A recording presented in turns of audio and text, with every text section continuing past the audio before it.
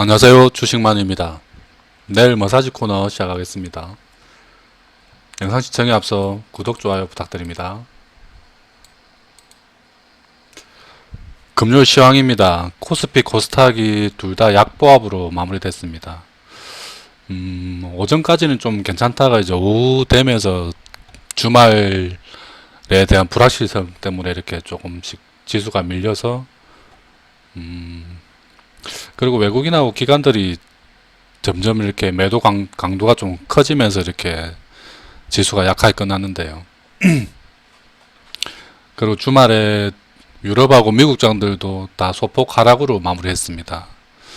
다행히 저희는 일단 월요일은 또 쉬는 날이라서 월요일 날 미국장하고 유럽장이 어떻게 돌아가는지 한번 하루 정도 더 관찰할 수 있는 시간이 있죠. 그래서 월요일 시장이 어떻게 돌아가는지 보고 저희는 화요일 날 대응하면 됩니다.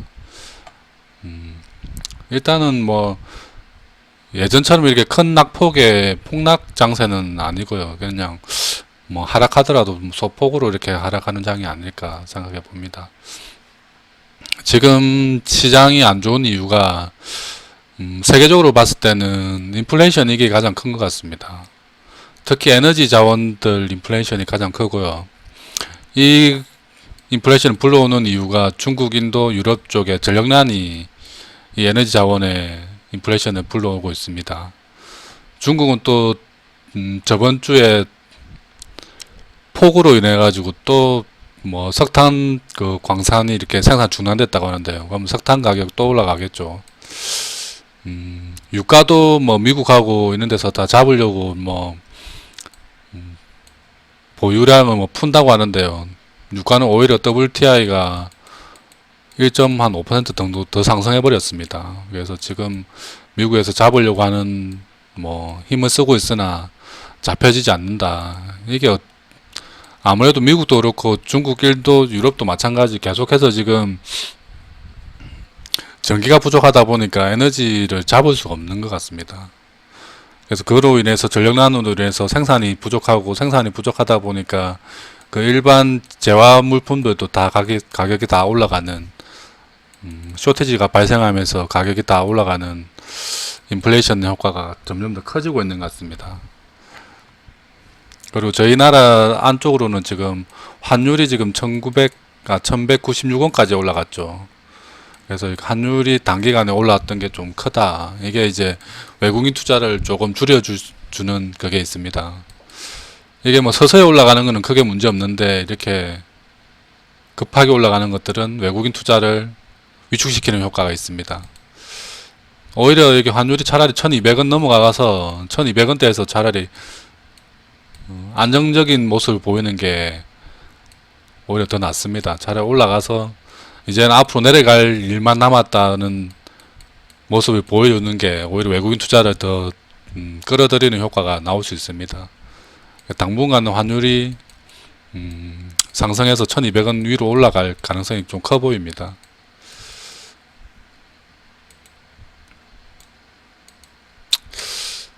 급등했던 종목들을 보면은 수소 관련주 일진 하이솔루스가 좀 급등했고요.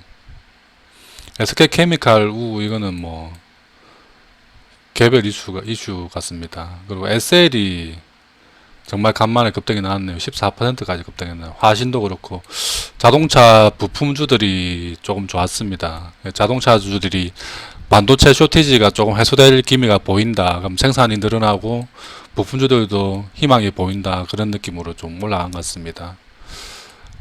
이제 그쪽 2차 전지주들에서 이렇게 자동차 부품주 쪽으로 이렇게 약간 좀 매기가 이동되지 않나 싶습니다. 다음 주도 자동차 부품주들 조금 관심 있게 봐야 될 것 같습니다.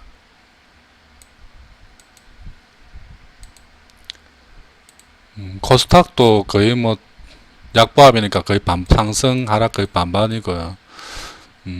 뭐 애니능률 이거는 정치 테마주죠. 윤석열 관련주입니다. 그리고 뭐 GW 바이오텍 뭐 이런 것들은 다 개별 이슈로 올랐습니다.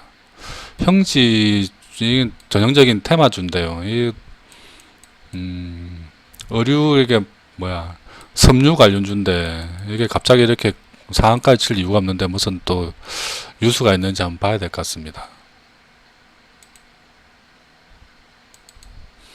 일단 그래서 월요일 날 선물시장 개장하면은 에너지 이렇게 WTI하고 뭐 천연가스 뭐 이런 것들 가격이 어떻게 오르는지 아니면 조정받아서 좀 안정적으로 내려가는지 여하에 따라서 이렇게 시장도 결정되리라 생각됩니다. 이게 조금 더 급등 양상으로 가게 되면은 시장도 좀 더 부러질 가능성이 있습니다. 이번에 내려가게 되면은 한 2850포인트까지는 내려갈 가능성이 좀 커 보입니다. 이 아래로 더 크게 떨어지는 것은 뭐 단기간에 이런 이슈 가지고는 안 되고요. 조금 더 이런 인플레이션이나 이런 뭐 안 좋은 영향들로 인해서 전 세계가 조금 약간 경제 공황 쪽으로 갈 가능성이 있다 생각되면 아마 더 부러질 가능성도 있습니다. 그럼 저번에 얘기했듯이 고점 대비 한 40% 정도까지, 그러면 한 2300이나 한 2200 정도까지도 가능성이 있어 보입니다. 그러니까 인플레이션이나 이런 것들로 인해서 세계 경기가 위축되는, 아무래도 물가가 올라가게 되면은 소비가 위축될 수 있죠. 그런데 지금은 돈을 좀 많이, 유동성을 좀 많이 풀어놓은 상태라서 소비 위축까지는 이루어지지 않습니다. 그런데 이제 더 이상 이런 인플레이션을 잡을 수 있는 수단이 별로 없죠. 이미 돈을 많이 풀어놨고, 그리고 돈을 이제 회수를 해야 되는데, 회수를 하게 되면 가격은 더 올라가겠죠. 이렇게 좀 일단 중국 동계올림픽이 끝나는 시점까지는 일단 조금 시장이 이렇게 등락을 거듭하면서 그렇게 좋은 시장이 될 것 같지는 않습니다. 왜냐하면 중국이 올림픽 준비한다고 이렇게 환경 오염 문제로 생산량을 좀 줄이는 지금 긴축을 하고 있습니다. 그래서 이게 계속되면은 세계 물가가 안정될 수가 없죠. 이렇게 싼 물건들이 많이 나와야지 인플레이션이 좀 잡아질 텐데, 중국이 그 생산을 줄이는 것 때문에 한 11월 정도까지는 계속해서 인플레이션 압력이 좀 강해진다. 그래서 그때까지는 조금 시장을 조금 보수적으로 접근해야 되겠습니다. 그리고 지수를 지금 차트상으로 봤을 때는 이전에 쪽에 그래도 좀 거래할 만했을 때는 이렇게 상승 추세가 깨지지 않았을 때, 지금 와서 보면 이때 깨졌을 때가 가장 매도 적기였죠. 장기적으로 보고 하는 종목들은 이때 팔았어야 되는 마지막 찬스였고요. 그 다음에는 이렇게 다시 반등 나올 때 여기가 두 번째 매도 시점이었습니다. 지금 보면은 흐름이 아예 하락 채널로, 하락 추세로 바뀌었습니다. 이렇게. 그래서 지금 하락 추세를 지금 타고 내려가고 있습니다. 이렇게. 여기서 반등이 나온다고 하면은 한 3100 근처까지 나왔다가 다시 또 이렇게 꺾일 가능성이 좀 있죠. 아니면 여기서 이렇게 옆으로 이렇게 횡보하는 장이 나올 가능성이 있습니다. 지금은 적극적으로 뭔가를 살 수 있는 그런 시장은 아닙니다. 그래서 보수적으로 좀 접근해야 되고요. 본인 종목들 좀 점검을 좀 많이 해야 되고, 앞으로 이끌어갈 주도주 위주로 종목을 갈아타야 되는 시점이다. 지금 종목 변경을 좀 잘해야 됩니다. 주도주를 알아보면은 저번에도 말씀드렸지만 콘텐츠, 뭐 드라마, 영화 제작사들, 그리고 엔터가 저는 가장 좋아 보이고요. 그 다음에 이제 그동안 계속 조정을 좀 받았던 자동차 부품주들 조금 괜찮아 보입니다. 그리고 뭐 건설이나 이런 것들은 좀 조정 받을 때마다 좀 사두시면은, 아무래도 저희 나라 이제 대선 관련해서 이렇게 정책주로 이렇게 올라갈 가능성이 큽니다. 건설주들, 그리고 뭐 리오프닝 관련주들, 뭐 여행, 항공, 그 다음에 뭐 레저, 그리고 뭐 의류, 화장품 이런 것들 되겠죠. 이런 것들 위주로 이렇게 당분간은 하는 게 좋지 않을까 생각됩니다. 오늘 종목은 뭐 단기적으로 볼 수 있는 종목 세 종목하고 그 다음에 일주일 동안 또 가지고 이렇게 추적해 볼 종목 5종목 이렇게 가져왔습니다. 이 종목들은 뭐 매도 이렇게 뭐 추천 종목이 아닙니다. 보시다시피 공부 차원에서 가져온 종목이고요. 대응이 안 되시는 분들은 그냥 보면서 이렇게 종목이 어떻게 움직이는지 공부 차원에서 보기 바랍니다. 첫 번째 종목은 YG 엔터테인먼트입니다. 이 종목은 제가 생각하기에 엔터주들 중에서는 가장 좀 저평가되어 있지 않나. 물론 지금 현재 실적이 그렇게 잘 나오고 있지는 않습니다. 근데 앞으로 실적이 가장 잘 나올 종목이지 않나 생각됩니다. 블랙핑크가 곧 11월부터 이렇게 다시 컴백한다고 합니다. 그러면은 또 위드 코로나 시대에 콘서트도 재개를 하겠죠. 그러면은 매출과 영업이익이 많이 올라간다. 그리고 블랙핑크는 유튜브 수익만 해도 어마어마하게 나옵니다. 앞으로 이렇게 하이브하고 이렇게 연결돼서 온라인 콘서트나 이런 것들을 많이 진행할 예정이라서 기존에 없던 수입들이 많이 생기는 추세고 나오고 있습니다. 뭐 단기 기술적으로 보면은 이게 매물대가 크던 이 박스를 뚫어 올렸죠. 올리고 지금 돌파 후 박스 눌림목에 있습니다. 그래서 금요일날 이렇게 빠졌던 만큼 화요일날 시작할 때 뭐 조금 더 아래 한 6만 한 2,500원 정도 내외에서 이렇게 매수할 수 있으면은 괜찮은 가격 같습니다. 그리고 아래로 만약에 떨어지면은 한 6만원 정도 손절 잡고 이렇게 대응하시면 될 것 같습니다. 다시 말씀드리지만 추천주 아닙니다. 두 번째 단기 관심 종목은 SL입니다. 이 종목은 한 요쯤에 이렇게 추천했다가 이렇게 박살났죠. 근데 다시 최근에 이렇게 급등을 하고 있습니다. SL은 LED 전조등 전문 회사입니다. 저희 나라 점유율은 한 95% 정도 되고요. 현대기아차에 거의 다 LED 전조등은 SL이 다 만든다고 보시면 됩니다. 뭐 세계적으로도 점유율 한 30% 이상 점유하고 있습니다. 그래서 앞으로 내연기관에서 전기차로 진행됨에 따라서 전조등이 뭐 바뀌지는 않겠죠. 전기 들어가는 전조등을 뭐 없어지지는 않을 겁니다. 그래서 전기차로 전환되는 과정에 뭐 가장 안전한 자동차 부품주라고 해야 되나 그렇습니다. 그리고 실적도 매우 잘 나오는 회사입니다. 금요일날 14% 정도 급등했으니까 이거 바로 따라가는 것은 자살행위에 가깝습니다. 그래서 지켜보다가 이렇게 조정 줄 때 한 3만원 정도까지 눌러줄 때 뭐 접근 가능한 가격 되겠습니다. 그리고 위로 이렇게 반등 나올 때 뭐 조금씩 매도하면서 대응하면 될 것 같습니다. 세 번째 단기 종목은 아난티입니다. 이 종목은 대북 관련주로 많이 알려져 있는데요. 대북 관련주 중에서도 뭐 탄력이 그렇게 크지는 않지만 또 조정도 그렇게 크게 받지 않는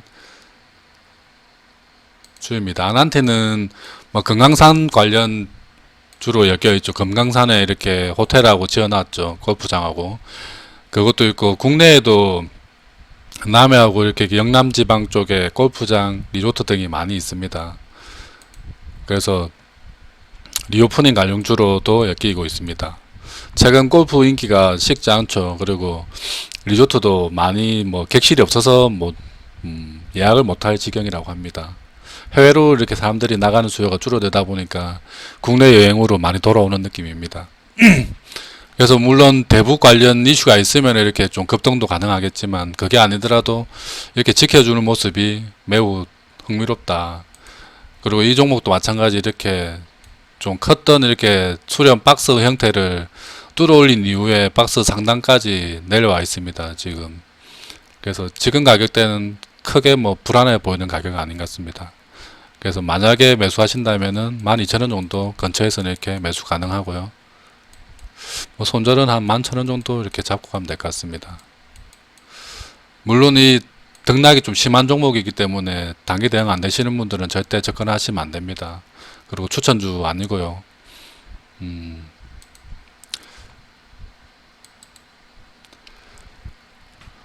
다음은 내일 머사지 코너 5종목 첫 번째 종목 SM 라이프 디자인입니다. 이 종목은 SM 그룹에 속해 있는 회사고요. 주로 뭐 출판물들을 제작하는 회사입니다. 앞으로 이렇게 굿즈 시장으로 진출해서 여러 가지 콘서트 용품들이나 이런 것들을 제작할 예정에 있습니다. 그래서 SM이 이렇게 뭐 다른 회사로 인수되거나 이렇게 하면 같이 넘어가겠죠. 그리고 SM 엔터사가 이렇게 잘 되면 잘 될수록 같이 성장하는 회사다. 그래서 앞으로 큰 발전이 기대됩니다. 이때 올라갈 때는 미나리 뭐 관련주로 이렇게 올라갔는데요. 그거 상관없이 지금은 이렇게 SM이 뜰 때 같이 떴다가 또 내려가면 같이 내려갔다 이렇게 같이 움직이는 모양입니다. 그리고 SM이나 SM CNC에 비해서 덜 올라가 있는 상태고요. 지금 박스를 이쁘게 잘 만들어주고 있습니다.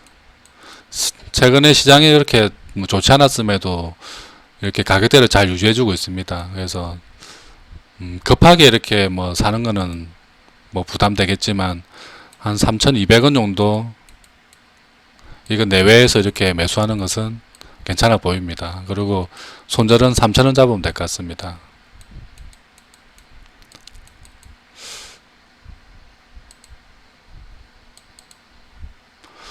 두 번째 종목은 코프라입니다. 이거 종목은 저번 주에 가져왔다가 손절 나왔던 종목입니다. 최근에 또 목금 반등하면서 다시 또 가격대 위로 올라와서 가져 나왔습니다. 엔지니어링 플라스틱을 만드는 회사고요. 차량 경량화 필수 부품이라고 합니다. 그래서 이 종목의 가장 그 기술적인 핵심은 여기 박스, 큰 박스 돌파 후 눌림, 이게 이때는 조정받았지만 다시 또 재돌파해서 박스 또 위로 올라왔습니다. 이렇게 앞으로 뭐 전기차 쪽으로 이렇게 가게 되면은 차량 경량화는 필수라고 합니다. 그래서 코프라는 앞으로 계속해서 이렇게 성장할 종목이다. 지금 가격대가 지금 영업이익 정도만 반영하고 있는 걸로 봤을 때 앞으로 성장 부분이 반영되어 있지 않습니다. 그래서 지금 가격이 그렇게 비싼 가격은 아니다. 물론 지금 이틀 동안 이렇게 급등을 했기 때문에 뭐 당장 이렇게 추격해서 매수하는 것보다는 조금 눌러줄 때 한 8,000원 정도까지 눌러줄 때 매수하는 게 좋아 보입니다. 그리고 손절은 한 7,900원 정도 짧게 잡고 가겠습니다.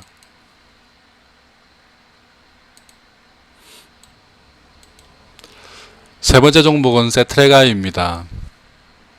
이 종목은 한 이때쯤인가 이렇게 추천해가지고 일단 수익이 조금 나고 지금 다시 또 내려왔죠. 10월달 이제 23일인가 보면은 나로호 맞나? 저희 나라 기술로만 이루어진 인공위성을 발사 예정입니다. 뭐 성공 확률이 60% 이상이라고 하는데요. 뭐 실패하든 성공하든 일단 저희 기술로만 쏘아 올리는 첫 번째 위성으로서 아무래도 항공 우주 분야는 계속해서 관심을 받을 것으로 보입니다.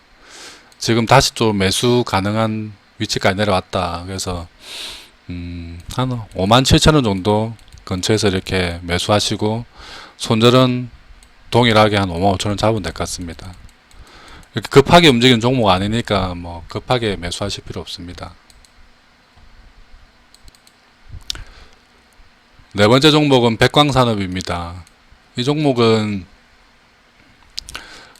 가성소다 부분 저희 나라 2위 기업입니다. 1위가 롯데정밀화학이고요. 2위가 백광산업입니다. 가성소다가 지금 또 가격이 많이 올라가고 있다고 합니다.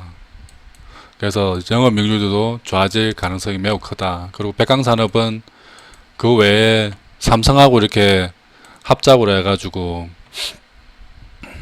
고순도 불화수소 고순도 염화수소를 이렇게 개발했습니다. 그게 지금 테스트 중에 있고요. 조만간 아마 테스트 통과 발표가 나올 수도 있습니다. 그러면 이제 일본에서 수입하는 수입 대체 효과가 있겠죠. 거기다 가성소다를 생산하면서 또 수소가 부생으로 생긴다고 합니다. 가성소다 생산 과정에서 나오는 부생수소 이슈도 있다. 그리고 그 롯데정밀화학과 마찬가지로 암모니아 이슈도 같이 포함됩니다. 이 아모니아는 수소를 운반할 때 아모니아 형태로 치환해서 이렇게 운반을 하게 되면은 수소 형태로 운반하는 것보다 훨씬 더 안정적이고 효율이 좋다고 합니다. 많이 그 큰 양을 한 번에 옮길 수 있다고 합니다. 그래서 그 관련해서도 기술이 있기 때문에 부각될 가능성이 있습니다. 롯데정밀화학은 그 이슈로 많이 올라갔는데요. 이 종목도 같이 이렇게 올라가다가 많이 꺾였죠. 그래서 지금 가격대는 충분히 매력적인 가격이다. 지금 나오는 영업이익 정도만 반영된 가격입니다. 그래서 만약 매수하신다고 하면은 한 5,600원 정도 근처에서 매수하시고 손절은 한 5,400원 정도 잡으면 될 것 같습니다.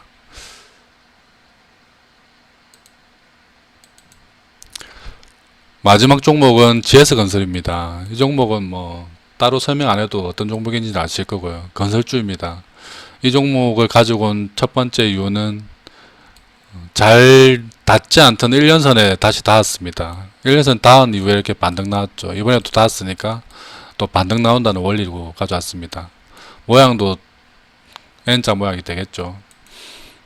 그리고 지금 이 종목 같이 이렇게 큰 종목 그리고 실적이 잘 나오는 종목들은 1년선을 잘 깨지 않는다는 좀 특징도 있습니다. 물론 단기적으로 살짝 깰 수도 있겠지만 다시 반등이 나와서 이렇게 아마 회복할 것으로 예상됩니다. 그리고 이제 대선으로 가면 갈수록 건설주들은 이슈를 받아서 이렇게 상승할 가능성이 커 보입니다. 지금 회사가 벌어들이는 영업이익에 비해 지금 시총이 너무 낮은 상태입니다. 퍼가 지금 한 5배 정도 내외로 움직이고 있습니다. 너무 싼 가격입니다. 그래서 급하게 움직인 종목이 아니니까 천천히 이렇게 매수해서 모아가는 게 좋아 보입니다. 49,000원 정도에서 이렇게 매수하고 손절은 한 4만원 정도 이렇게 잡고 가면 될 것 같습니다. 좀 짧게 잡고 가는 게 좋을 것 같습니다.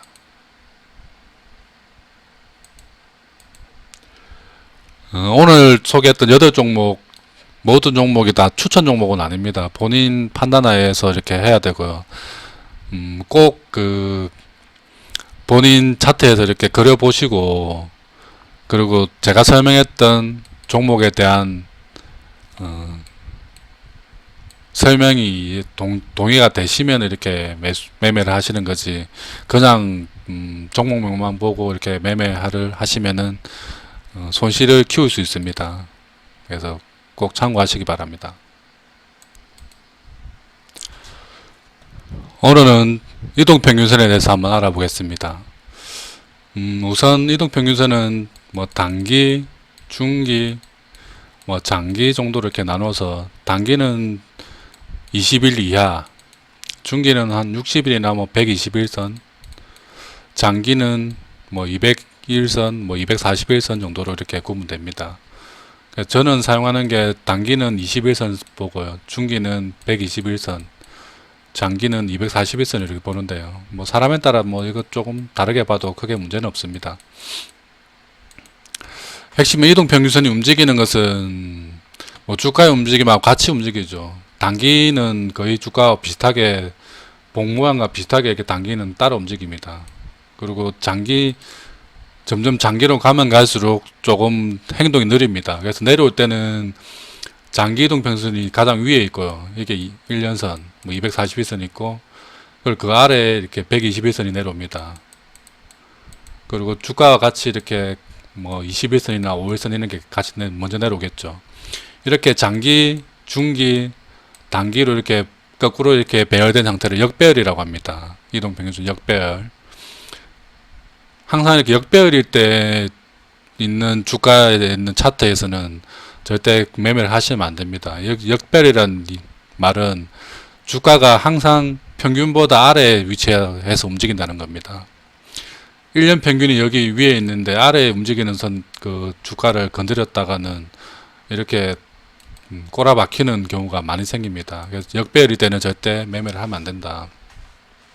그럼 매매를 초보자가 가장 하기 쉬운 부분은 이동평균선 밀집구역, 밀집, 한 이런 데가 되겠죠. 이렇게 21선하고 121선하고 1년선 이렇게 붙어 있는 이런 곳에서 이렇게 매매하시면은 조금 더 안전한 매매가 될 수 있습니다.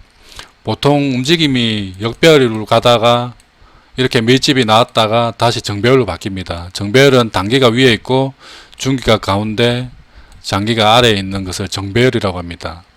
그래서 역배열, 밀집, 정배열로 바뀌는 이 바뀌는 부분을 정확하게 캐치할 수 있으면은 매매하는데 가장 유리하겠죠.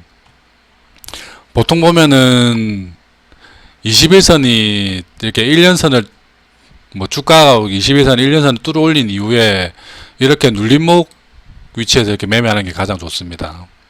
이거는 지금 꽤 높은 상승 이후에 눌림목이 나왔지만 보통 다른 주들은 이렇게 많이 가진 않습니다. 그래서 21선이 1년선을 돌파하고 이렇게 정배열된 상태에서 눌러줄 때 눌림목에서 매매하면은 좋은 타점이 나옵니다. 다른 종목을 한번 볼게요.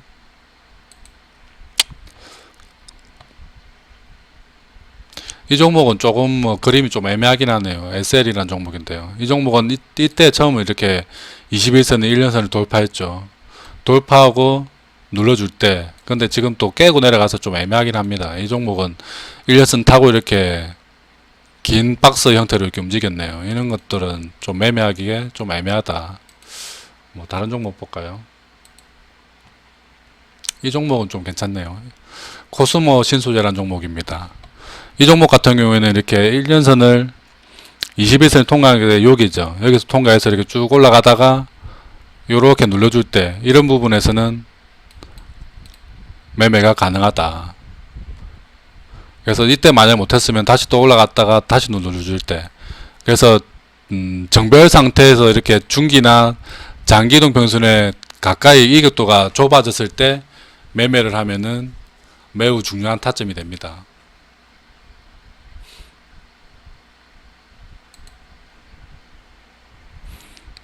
SBS라는 종목인데요. 이 종목도 마찬가지죠. 이때 이렇게 돌파를 합니다. 1년선을 21선이 돌파하고 상승했다가 눌러주는데 배열은 정배열 상태 되어 있고 이렇게 121선에 가까이 눌러줬을 때 이런 곳은 매수의 큰 좋은 타점이라고 볼 수 있습니다.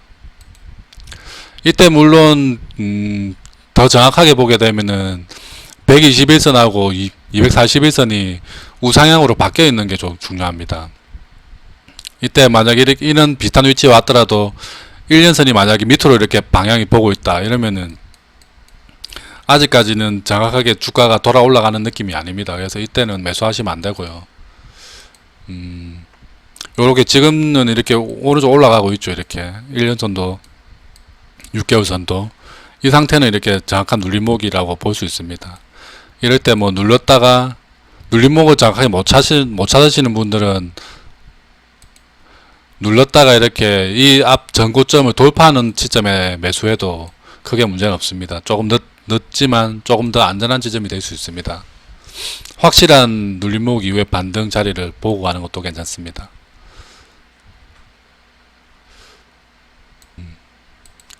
이동평균선을 이용해서 매매를 할 때는 가장 기본이 역배열일 때 매매하면 안 되고요. 그리고 밀집 구간이나 정배열로 바뀔 때 매매를 해야 유리하다. 그리고 매수의 가장 좋은 타점은 21선이 1년선을 통과한 지점 이후에 상승했다가 다시 이격이 좁아지는 부분에 매수 가능하다. 이때 핵심은 6개월선하고 1년선이 방향이 이렇게 우상향으로 틀어져 있어야 된다. 요거만 체크해서 매수하시면은 이동평균선을 이용한 매수 중에서는 가장 좋은 타점이 아닐까 생각해 봅니다. 그래서 종목마다 조금 이렇게 움직임이 틀리기 때문에 여러 번 학습하시고 본인에 맞게 이렇게 잘 흡수를 하셔야 됩니다. 그래서 한 종목 보고 모양이 비슷하다고 이렇게 매수하시는 게 아니라 앞에서 지내오던 이렇게 흐름을 잘 관찰하시고, 특히 이런 것들 우상향하고 있는지, 상승의 초입이 맞는지, 그리고 기본적 분석으로 들어가서 이 종목이 앞으로 괜찮아질 종목인지 등을 좀 체크하시는 게 중요합니다.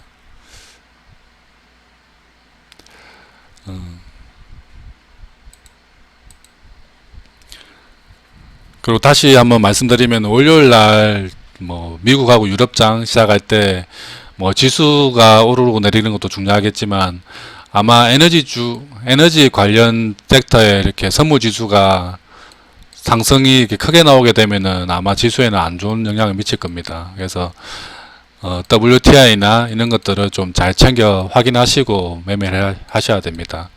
그리고 화요일 날 이렇게 시장 열리기 전에 전날에 있었던 미국장, 유럽장들 체크하시고 대응하시면은 좋은 결과 예상됩니다. 그리고 화요일 날 아침에 장 시작하고 나서 또 10시 되면 또 중국장 열리니까 중국장 열리는 것들도 체크하셔야 됩니다. 그래서 최근에는 이것저것 체크할 것도 많고 상당히 어려운 장입니다. 그래서 최대한 자기 포트에 있는 종목들을 안 좋은 가지들을 좀 쳐내는 작업을 계속해서 해나가야 되는 시점입니다. 다시 한번 말씀드리지만 이렇게 폭락할 때 매도하는 것보다는 반등 줄 때마다 반등 시마다 조금씩 잘라내는 게 더 유리합니다. 그리고 이것저것 뭐 대응 방법 모르겠다 이러면은 무대응이 가장 좋은 방법입니다. 참고하시고요. 다음 주 화요일도 성공투자 기원하겠습니다. 지금까지 주식만이었습니다.